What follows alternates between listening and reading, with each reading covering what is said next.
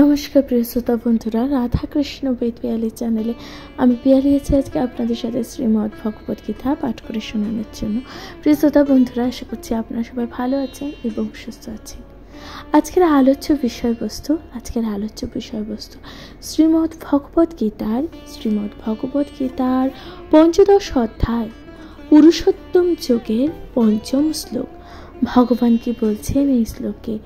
ভগবান বলছেন যে নির্মাণ মোহা জিত সঙ্গ দোষা আধ্যাত্ম নিত্যা বিনিবৃত্ত কামা দণ্ডে বিমুক্তা সুখ দুঃখ সংখ্যে গন্তব্য গচ্ছন্ত মূঢ়া পদম ব্যয়ম তৎ।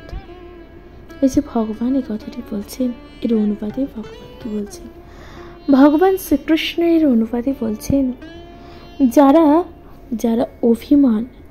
অভিমান ও মোহশূন্য, সঙ্গ দোষ রহিত, নিত্য বিচারণ বা বিচারপরায়ণ, কামনা বর্জিত, সুখ ও দুঃখের দণ্ড সমূহের এবং বিভ্রান্তি থেকে মুক্ত, তারাই সেই অব্যয় পদ লাভ করে। তাৎপর্য ভগবান বলছেন যে শরণাগতির পন্থা এখানে খুব সুন্দরভাবে বর্ণিত হয়েছে।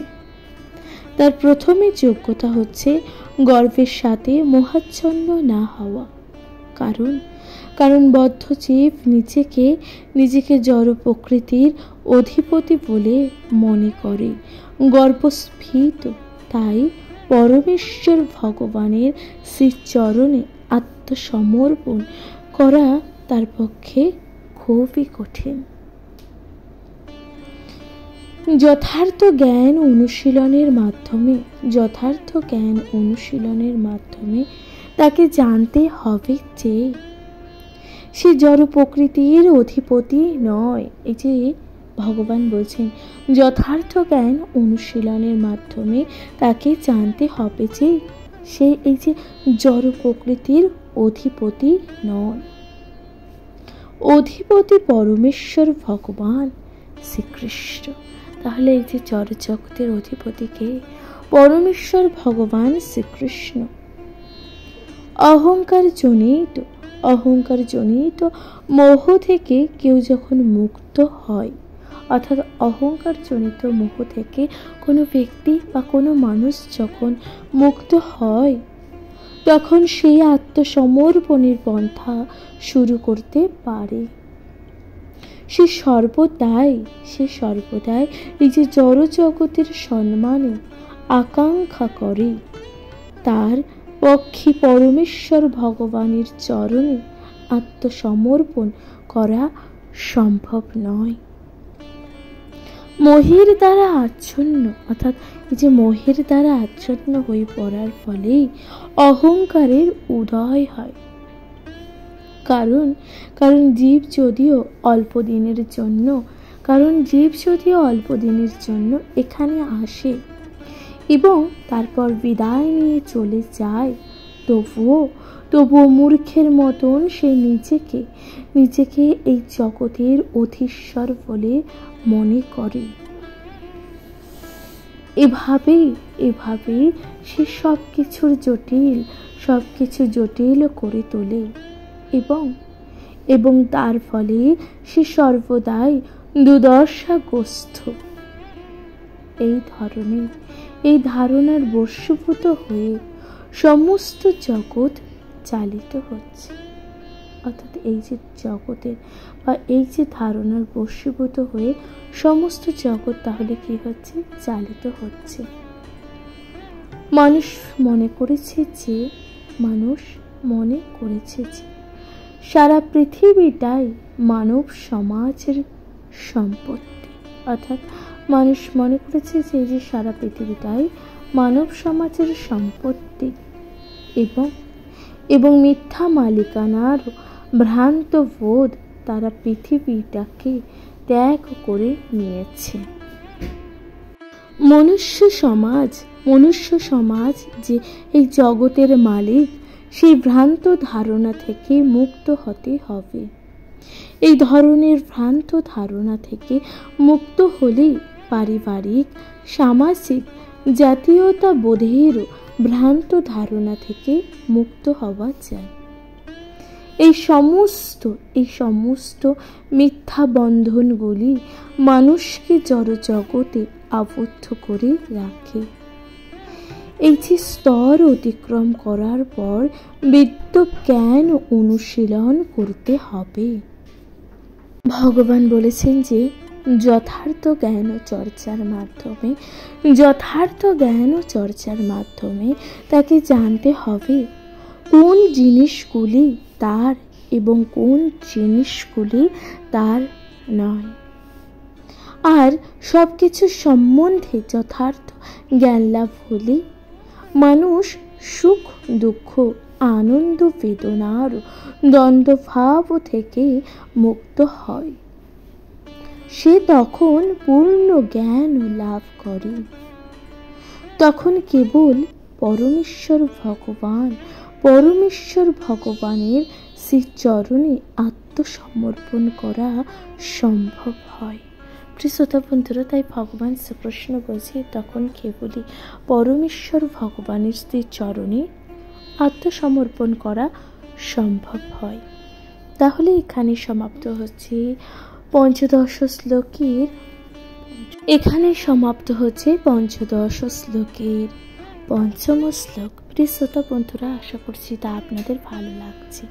এর পরবর্তী শ্লোক অর্থাৎ ষষ্ঠ শ্লোকে ভগবান কি বলছেন আসুন তার যথাযথ ব্যাখ্যা করা যাক। শুনতে থাকবেন শ্রীমদ্ ভগবদ গীতা পাঠ।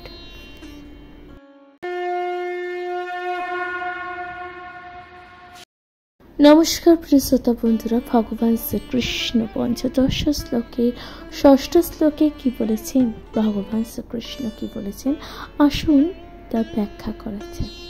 ভগবান বলছেন ন তদ ভাষয় অতে সূর্য ন শশাঙ্ক ন পাবক যদ গত্তা ন নিবর্তন্তে তস্মাৎ পরমং মম।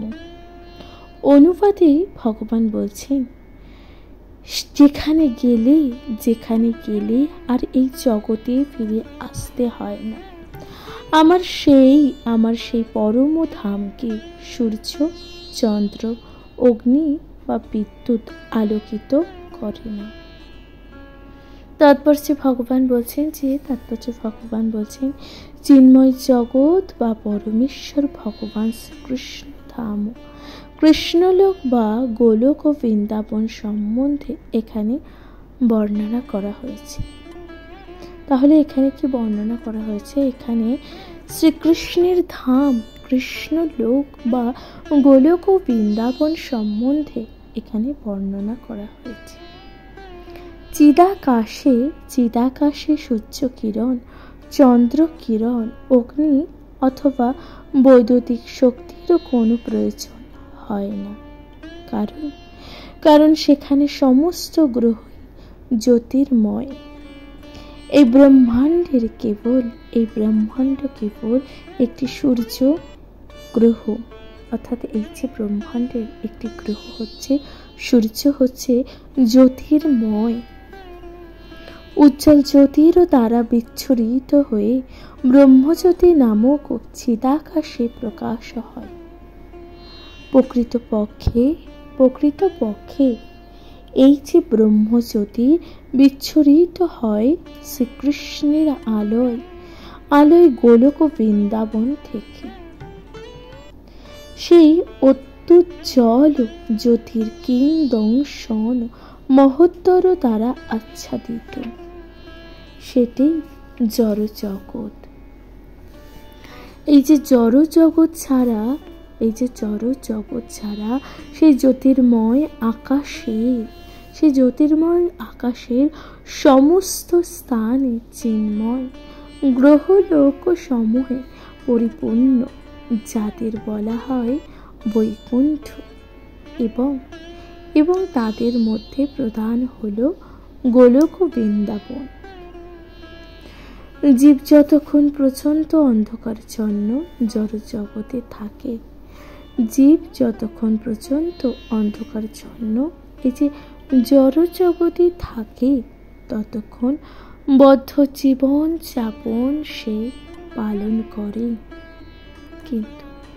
কিন্তু যখনই সে এই যে জড় জগতের মিথ্যা বিকৃত বিক্ষতিকে কেটে ফেলে চিত জগতে প্রবেশ করে, তখনই সে মুক্ত হয়। তখন আর তার এখানে ফিরে আসার সম্ভাবনাই থাকে না।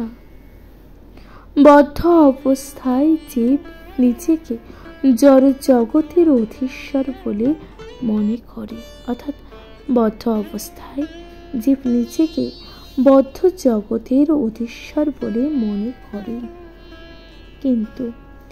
কিন্তু মুক্ত অবস্থায় সে চিন্ময় রাজত্বে প্রবেশ করে এবং পরমেশ্বর ভগবানের পার্যদন্ত লাভ করে। সেখানে সে সৎ, চিত এবং আনন্দময় জীবন উপভোগ করে। প্রিয় শ্রোতা বন্ধুরা, ভগবান তাহলে বলেছেন যে দেখুন, সেখানে সে সৎ, চিত ও আনন্দময় জীবন উপভোগ কিন্তু করে। ভগবান বলছেন যে এই তত্ত্ব লাভ করে সকলেই আকৃষ্ট হওয়া উচিত। বাস্তবের ভ্রান্ত প্রতিবিম্ব থেকে নিজেকে মুক্ত করে সেই নিত্য পরম ধামে ফিরে যাবার জন্য সকলেই বাসনা করা উচিত। যারা এই যে জড়জগতের প্রতি অত্যন্ত আসক্ত, অর্থাৎ যে সকল মানুষ এই যে জড়জগতের প্রতি অত্যন্ত আসক্ত, তাদের পক্ষে সেই আসক্তি ছিন্ন করা অত্যন্ত কঠিন। কিন্তু তারা যদি কৃষ্ণ ভাবনামৃত গ্রহণ করে, তাহলে সেই আসক্তির বন্ধন থেকে ধীরে ধীরে মুক্ত হওয়ার সম্ভাবনা থাকে। সেই জন্যই কৃষ্ণ ভাবনায় ভাবিত ভগবত ভক্ত সঙ্গ করতে হবে। ঐকান্তিকভাবে ভগবানের শ্রীকৃষ্ণ, অর্থাৎ ঐকান্তিকভাবে ভগবান শ্রীকৃষ্ণকে সেবায় উৎসর্গীকৃত সমাজ বা প্রতিষ্ঠানের সন্ধান করতে হবে এবং তার অন্তর্ভুক্ত হয়ে ভক্তি যোগের ভগবানের সেবা করার শিক্ষা গ্রহণ করতে হবে। এভাবে মানুষ জড় জগতের প্রতি আসক্তি ছেদন করতে পারে। গেরুয়া বস্ত্র পরলেই কেবল জড় জগতের আকর্ষণ থেকে মুক্ত হওয়া যায় না। অর্থাৎ ভগবান বলছেন যে দেখুন, গেরুয়া বস্ত্র যদি মানুষ পরিধান করে তাহলে সে কিন্তু যে জড় জগতের বন্ধন থেকে মুক্ত হবে তার কিন্তু কোনো কথাই থাকছে না। ভক্তিযোগ ভগবানের সেবা করার প্রতি তার আসক্ত হতে হবে। সুতরাং প্রকৃত বৃক্ষের বিকৃত প্রতিফলনের থেকে মুক্ত হওয়ার পন্থা যে দ্বাদশ অধ্যায় বর্ণিত ভক্তিযোগ, তা গভীর ও নিষ্ঠার সঙ্গে গ্রহণ করা উচিত। চতুর্দশ অধ্যায় জড়জাগতিক সব কয়েকটি পন্থার দোষ প্রদর্শন করা উচিত। চতুর্দশ অধ্যায় জড়জাগতিক সব কয়েকটি পন্থার দোষ প্রদর্শন করা হয়েছে। কেবলমাত্র ভক্তিযোগকে শুদ্ধ গুণাতীত বলে বর্ণনা করা হয়েছে। এই শ্লোকটিতে পরমং ও মম কথাটি অত্যন্ত খুবই গুরুত্বপূর্ণ। প্রিয় শ্রোতা বন্ধুরা, এই যে শ্লোকটিতে পরমং মম কথাটি অত্যন্ত গুরুত্বপূর্ণ। প্রকৃতপক্ষে সবকিছুই ভগবানের সম্পত্তি।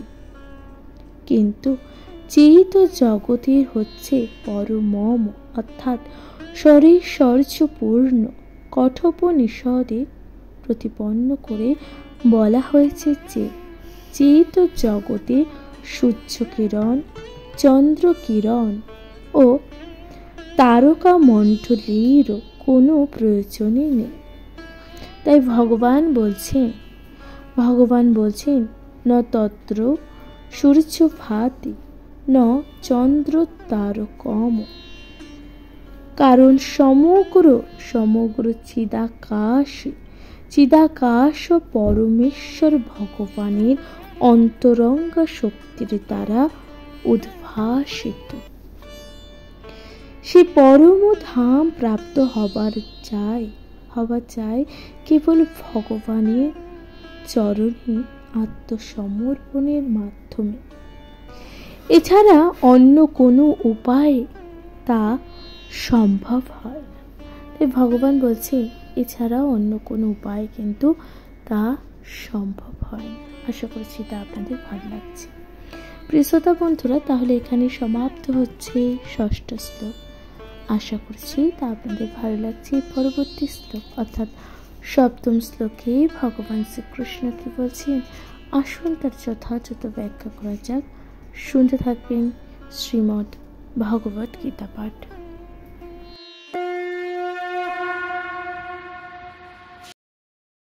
নমস্কার প্রিয় শ্রোতা বন্ধুরা, শ্রীমদ্ ভগবত গীতায় পঞ্চদশ অধ্যায়ের সপ্তম শ্লোকে ভগবান কি বলছেন? ভগবান বলছেন, মমি বংশ জীবলোকে জীবভূত সনাতন মনুষ্যস্থান নিন্দ্রিয়ানি প্রকৃতি স্থানে কর্ষতি। অনুবাদে ভগবান বলছেন যে এই যে জড় জগতের বদ্ধ জীব সমূহ আমার সনাতন বিভিন্ন অংশ, জড় প্রকৃতির বন্ধনে আবদ্ধ হবার ফলে তারা মন সহ ছয়টি ইন্দ্রিয়ের দ্বারা প্রকৃত রূপ ও ক্ষেত্রে কঠোর সংগ্রাম করছে।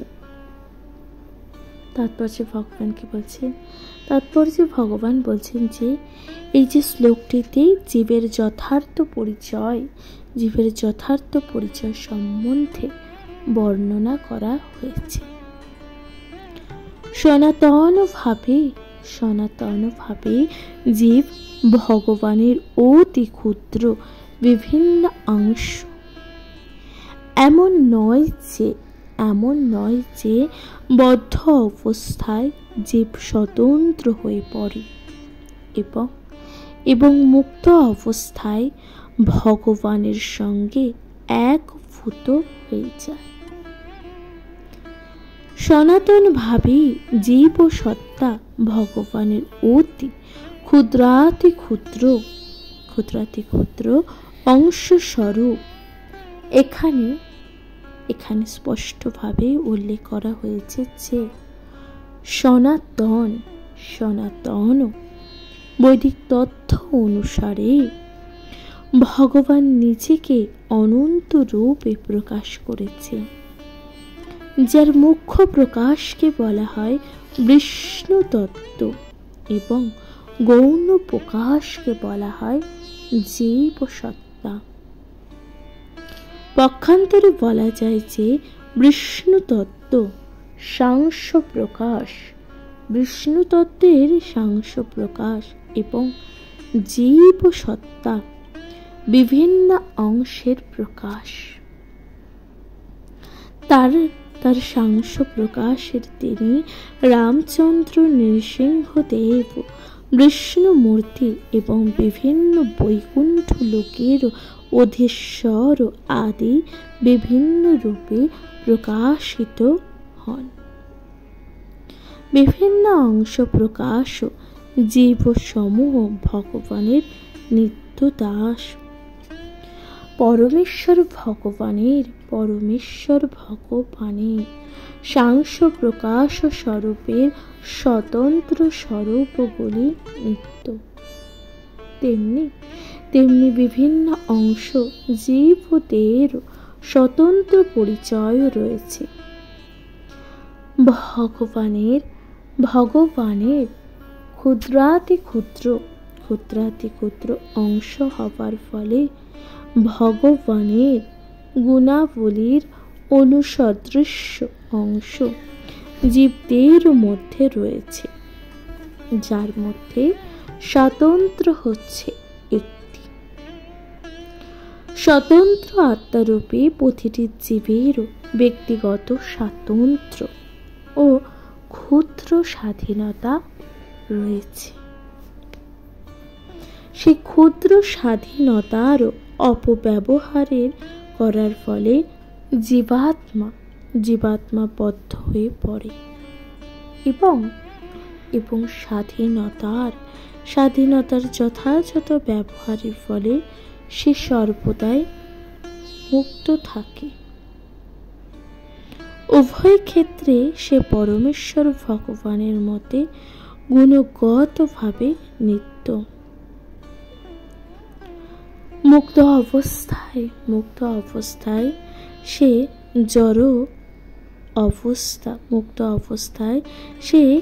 জড় অবস্থা থেকে মুক্ত এবং সর্বদাই পরমেশ্বর ভগবানের অপ্রাকৃতিক সেবায় যুক্ত।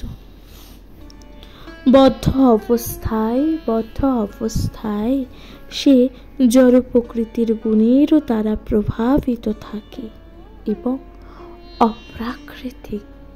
অপ্রাকৃতিক ভগবত সেবার কথা সে ভুলে যায়।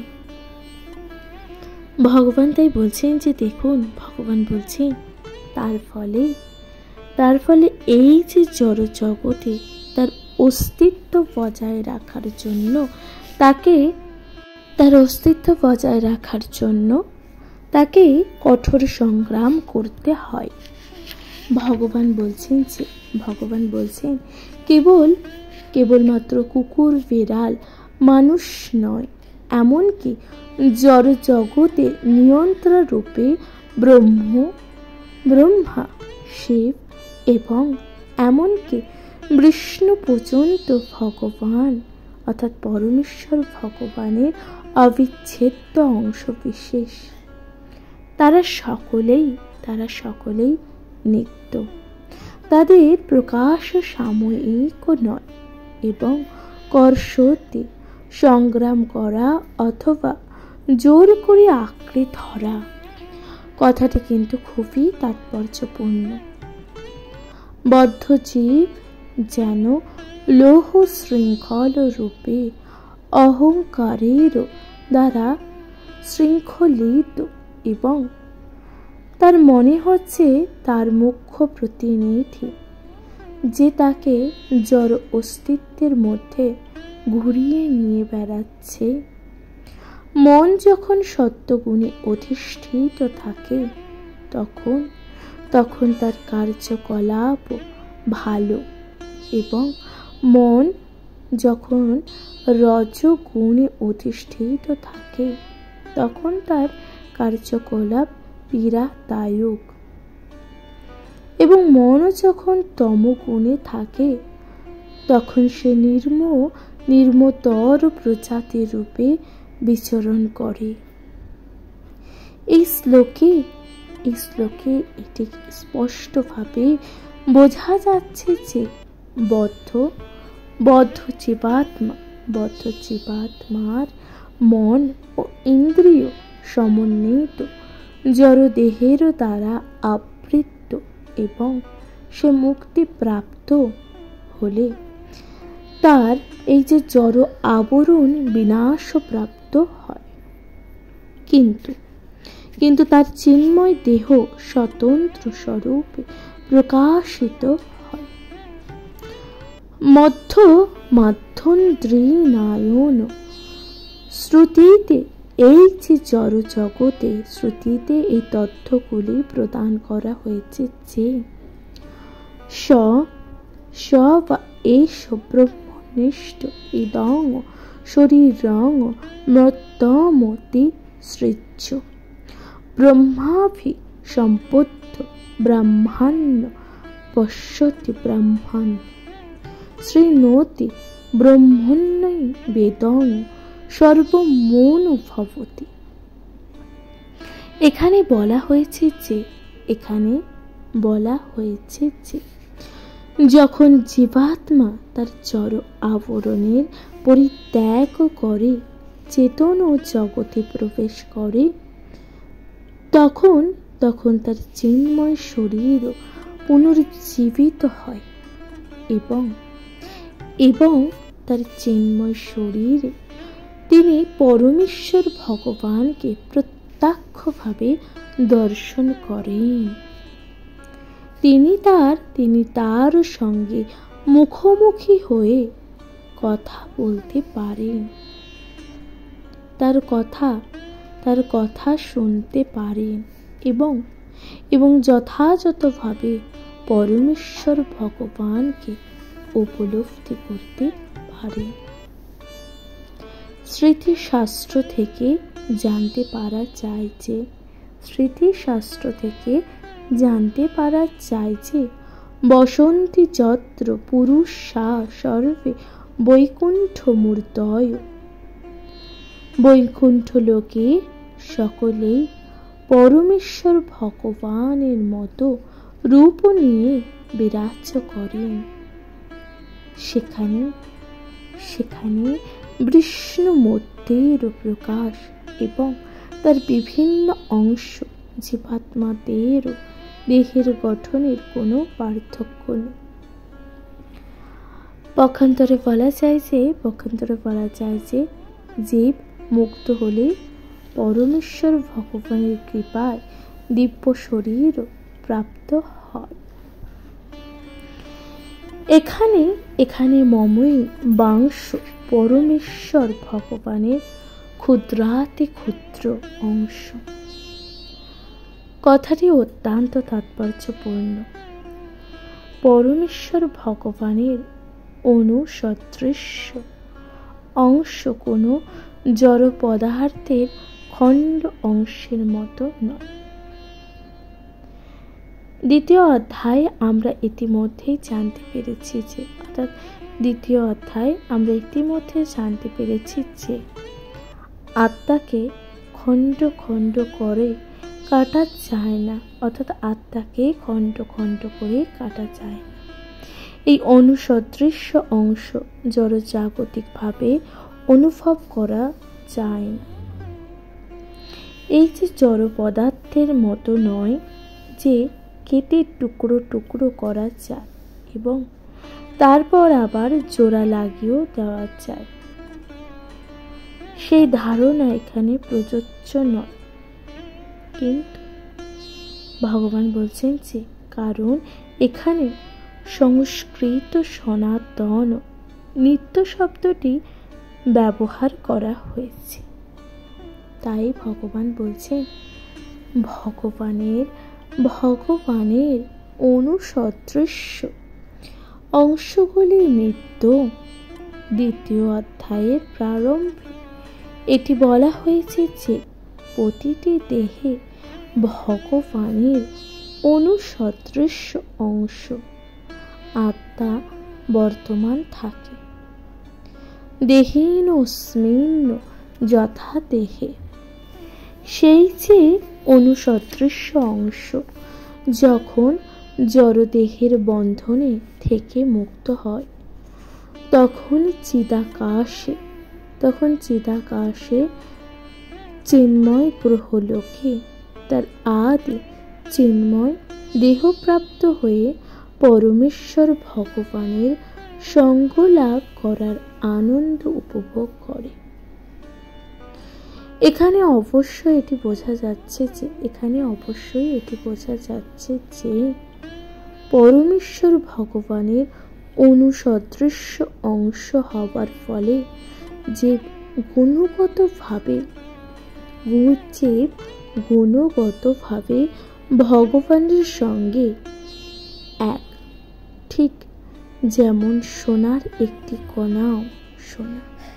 এই কথাটি কিন্তু ভগবান বলছেন। প্রিয় শ্রোতা বন্ধুরা, আশা করছি তা আপনাদের ভালো লাগছে। তাহলে এখানেই সমাপ্ত হচ্ছে শ্রীমদ্ ভগবদ গীতার 7ম শ্লোক। এর পরবর্তী শ্লোক অর্থাৎ 8ম শ্লোকে ভগবান কি বলছেন, আসুন তার যথাযথ ব্যাখ্যা করা যাক। শুনতে থাকবেন শ্রীমদ্ ভগবদ গীতা পাঠ।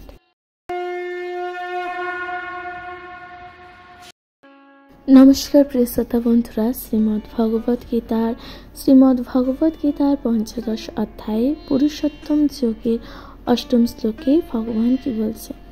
8ম শ্লোকে ভগবান বলছেন, শরীর রং যদব বা পন্তি যচ্চানুপূত ক্রামোত্তিশ্বর গৃহীতৈ তানি সংজাতি বায়ু গন্ধার্ব নির্বাসয়াত। অনুবাদে ভগবান কি বলছেন? অনুবাদে ভগবান বলছেন, বায়ু যেমন কোনো উৎস থেকে গন্ধ নিয়ে অন্যত্র গমন করে, অর্থাৎ বায়ু যেমন কোনো উৎস থেকে গন্ধ নিয়ে অন্যত্র গমন করে, তেমনি এই যে জড় জগতে দেহের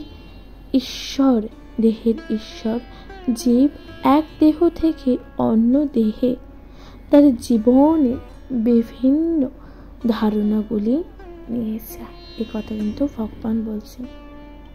তারপর ভগবান কি বলছেন?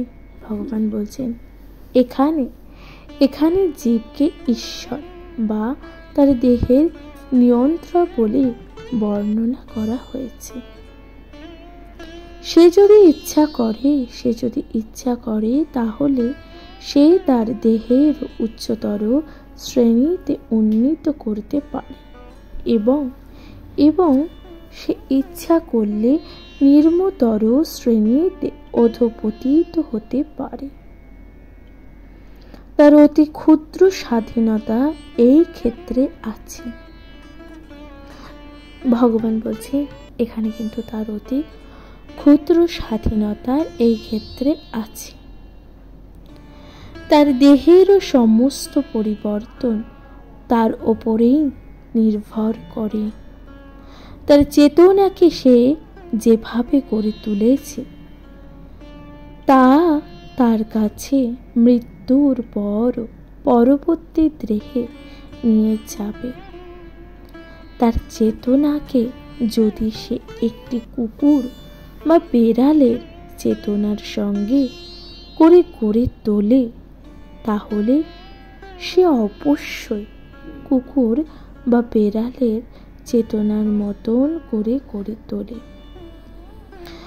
এই যে সে যে চেতনার কথা ভাবে, সেই চেতনার মতন করে তার দেহ প্রাপ্ত হবে। আর কেউ যদি তার চেতনাকে দিব্য গুণাবলীতে স্থিত করে,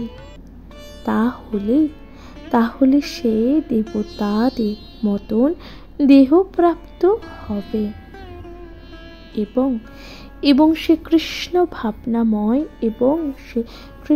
ভাবনাময় হলে অপ্রাকৃতিক কৃষ্ণ লোকে স্থানান্তরিত হয়ে শ্রীকৃষ্ণের সঙ্গ লাভ করবে।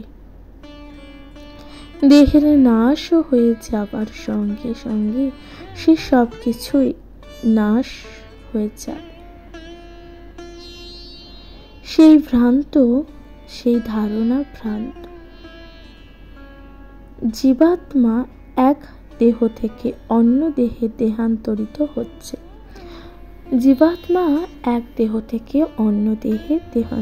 হচ্ছে এবং তার বর্তমান দেহ ও বর্তমান কার্যকলাপ তার পরবর্তী দেহেরও পটভূমি।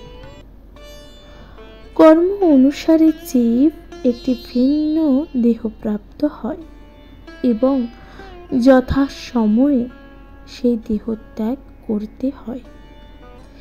এখানে বলা হয়েছে যে সূক্ষ্ম দেহ যা পরবর্তী দেহের ধারণা বহন করে, তা পরবর্তী জীবনে অন্য একটি দেহে বিকশিত হয়। এক দেহ থেকে যখন অন্য দেহে দেহান্তরিত হবার এই যে পন্থা এবং দেহে অবস্থানকালে সংগ্রামকে বলা হয় কর্ষতি বা জীবন সংগ্রাম। শ্রোতা বন্ধুরা, ভগবান শ্রীকৃষ্ণ কত সুন্দরভাবে ব্যাখ্যা করেছে, আশা করছি তা আপনাদের ভালো লাগছে। তাহলে এখানেই সমাপ্ত হচ্ছে শ্রীমদ্ ভগবদ গীতার ৮ম শ্লোক। আশা করছি তা আপনাদের ভালো লাগছে। প্রিয় শ্রোতা বন্ধুরা, শ্রীমদ্ ভগবদ গীতা পাঠ আপনাদের কেমন লাগছে অবশ্যই আপনাদের গুরুত্বপূর্ণ মতামত দিয়ে জানাতে ভুলে যাবেন না। চ্যানেলে প্রথমবার শুনে থাকলে অবশ্যই চ্যানেলটিকে সাবস্ক্রাইব করে দেবেন, লাইক কমেন্ট শেয়ার করে পাশে থাকবেন। তাহলে আজকের মতো জানাচ্ছি এখানে বিদায়। ভালো থাকবেন, সুস্থ থাকবেন, তথা শ্রীমদ্ ভগবদ গীতা পাঠ অবশ্যই শুনতে থাকবেন। নমস্কার। জয় শ্রী রাধা কৃষ্ণ।